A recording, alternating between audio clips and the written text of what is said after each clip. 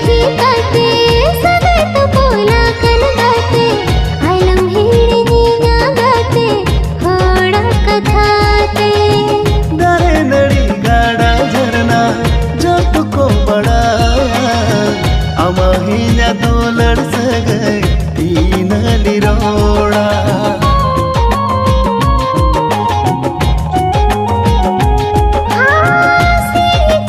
सखी काटे सगत पोला कन गाते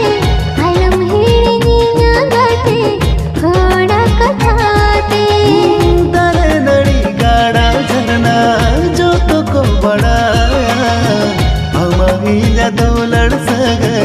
तीन लिरोड़ा ओहनिता है के यारे आम खोना सहारे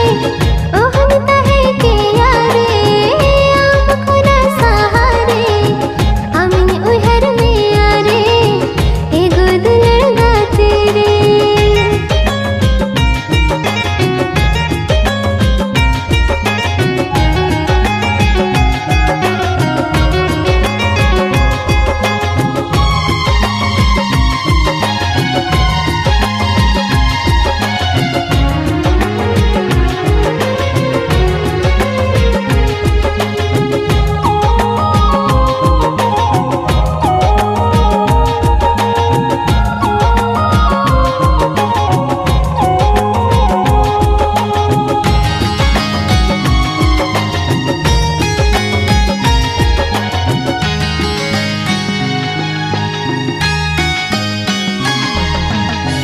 जोड़ पतमले काला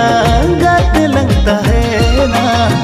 नवा सिविल दूलड़ सगै चियड़ लग दोया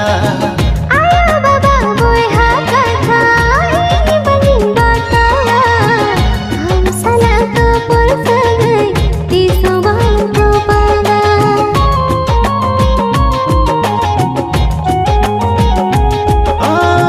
जोड़ पतमले काला गाते लगता है ना नवा सिविल दूलड़ सगै चियड़ लग दोया आया बाबा बोय हा कथा ई बनी बाता हम सला तो पर सगै तीसो बाल तो पागा बलंग तहन सहारे इदी मेल गाते रे बलंग तहन सहारे इदी मेल गाते रे तहन लंग संसारे एगो दुलड़ गाते रे अमिन उहर में यारे एगो दुलड़ गाते रे तहन लंग संसारे एगो